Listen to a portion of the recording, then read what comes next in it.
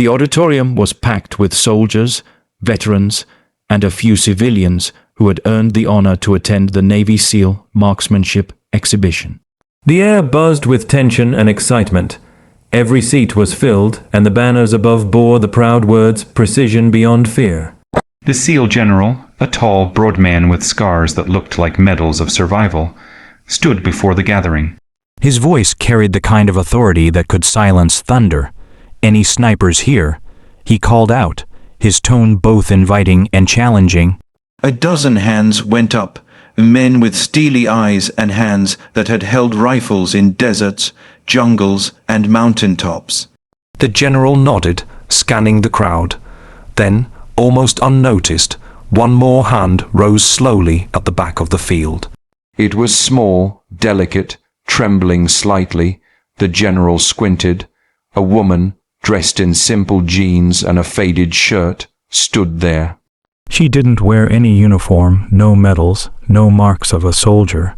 She looked out of place, like someone who had wandered into the wrong event.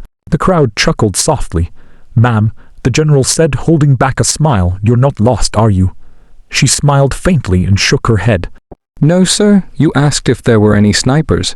A ripple of laughter moved through the audience. Even some officers exchanged glances. "All right," the general said with a smirk. "What's your experience?" "Farm life," she said calmly. "Long distances, quiet mornings." The laughter grew louder this time, but she didn't flinch. The general studied her face, and something in her eyes made him pause.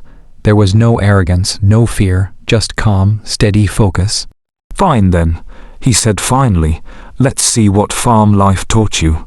He gestured toward the range. The target was a staggering 4.0 meters away, a distance that tested even the most seasoned SEAL snipers. The general seconding. Command whispered, "Sir, even our best shooter barely reached 3,800 last trial." "I know," the general murmured. "Let's just see where this goes." The woman stepped forward, her steps steady, her presence strangely composed. "A sniper rifle, the MRAD, customized for long range precision, lay on the table."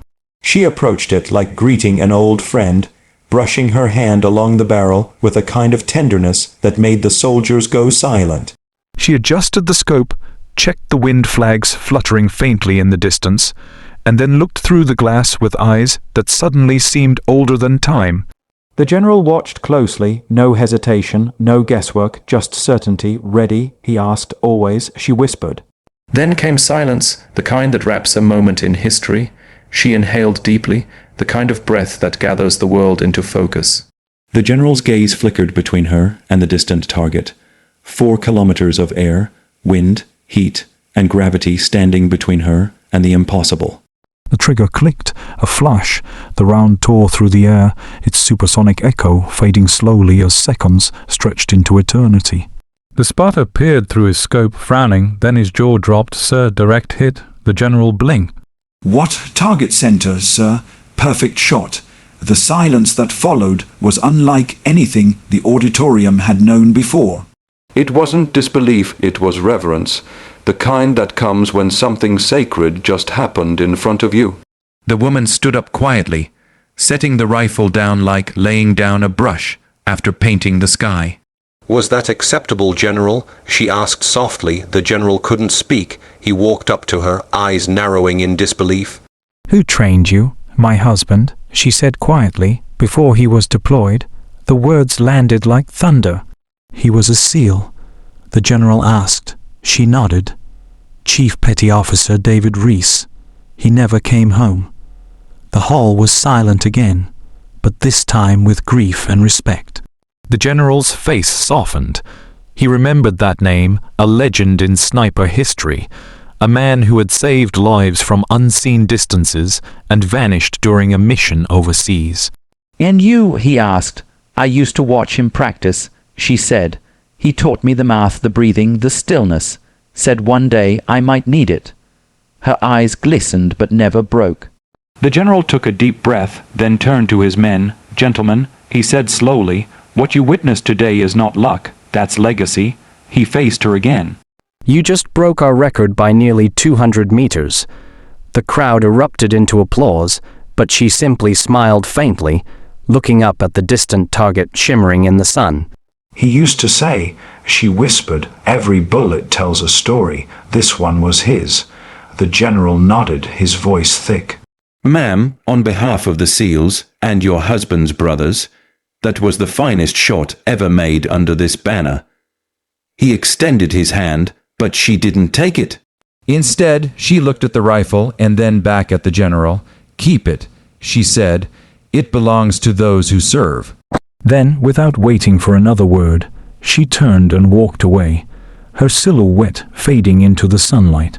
The general stood still, holding the rifle, feeling the weight of something far greater than steel, the weight of devotion, love, and sacrifice.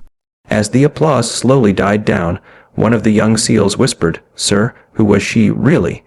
The general's eyes stayed on the empty doorway. "She was the kind of sniper you don't find in the military," he said softly. "You find her in the heart of every soldier who loved someone enough to keep their memory alive." That day, a simple woman reminded the most elite warriors that true aim doesn't come from the eye. It comes from the soul. And though her name was never written on any roster or medal, her bullet and the story it carried became a legend whispered in every SEAL camp across the world. When the SEAL general stood before the crowd, his eyes carried the weight of countless missions and men lost to war. The event was meant to showcase the finest shooters from the ranks of the best Navy SEALs, Marines, Rangers, and elite snipers from around the world. The heat of the afternoon shimmered across the shooting range, and the air was thick with competition. Soldiers adjusted their rifles, cleaned their scopes, and whispered about records that no one had yet broken. Then the general spoke, his deep voice echoing across the field. Any snipers here willing to test their limits? Dozens of hands shot up instantly, men who had spent years perfecting their aim and breathing, men who lived by the trigger. The general nodded proudly, until he noticed one more hand lift slowly at the far end of the range. It was a woman, dressed in worn jeans and a faded shirt, with no badges or rank, no sign she'd ever seen a battlefield. The soldiers exchanged amused glances. She looked like she didn't belong. "Ma'am," the general said, his tone calm but sharp, "this isn't a demonstration for civilians." She simply smiled. "You asked for snipers, sir. I thought I might qualify." Her voice was steady, not proud, not timid, just sure. A ripple of laughter moved through the crowd. A few soldiers smirked. "Oh, you might qualify." One of them chuckled under his breath. The general raised an eyebrow. "And what experience do you have, ma'am?" "Long days," she said, "long distances, and a promise." Something in her tone quieted the laughter. The general, intrigued, gestured to the farthest target, a steel plate 4,000 meters away, glimmering under the harsh sun. "You hit that," he said, "and I'll personally call you a sniper." The crowd murmured, 4,000 meters. Even the most advanced marksmen struggled at that distance. The general wasn't mocking her. He was setting an impossible standard. The woman walked calmly to the bench where an Emrad rifle rested, the kind used by special forces. She checked the scope, her movements precise and graceful, not hesitant or clumsy.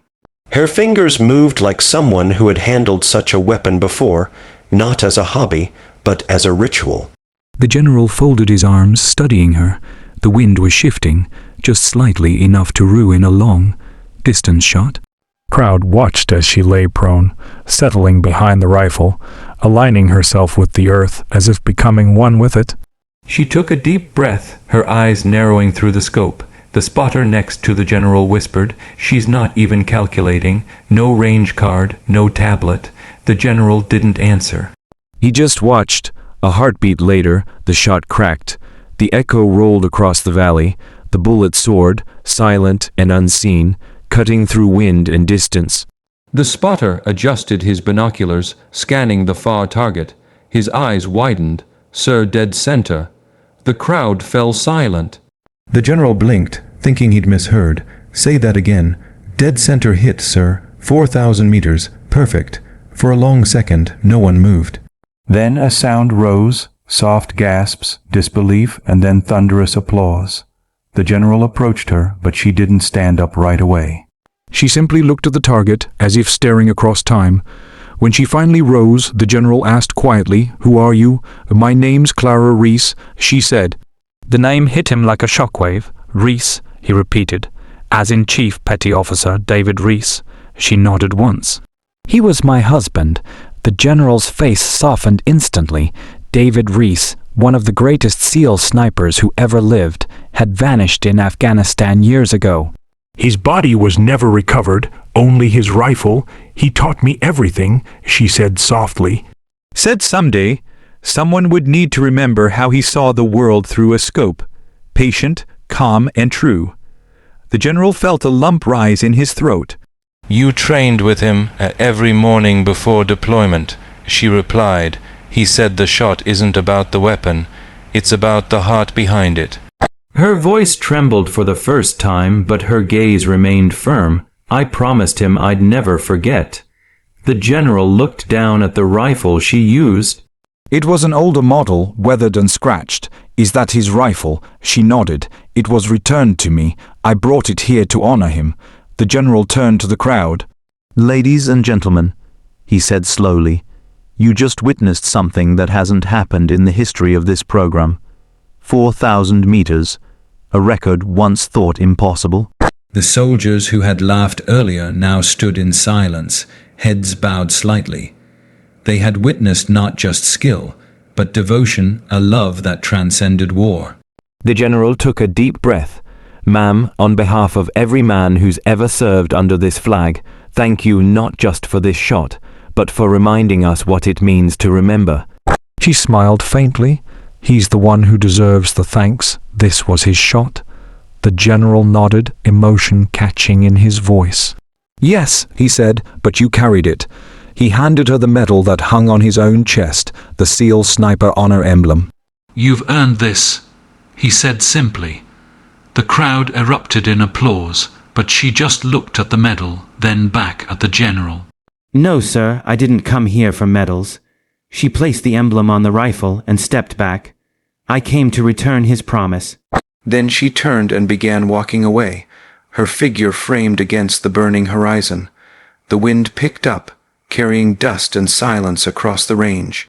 The general stood there, eyes fixed on her retreating form. "Sir," one of the younger SEALs said softly, "what do we write in the record books?"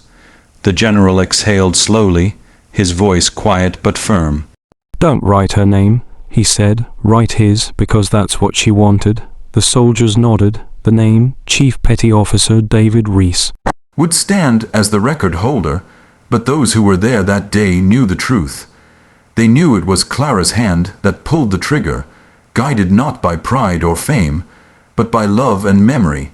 In the years that followed, the story spread quietly among the SEALs, told around campfires and whispered before deployments. They called her the Ghost Sniper, the woman who broke every rule and every record, not for glory, but for a promise kept. And somewhere, in that endless stretch between earth and sky, a bullet still carried her husband's name and her heart to the farthest distance imaginable.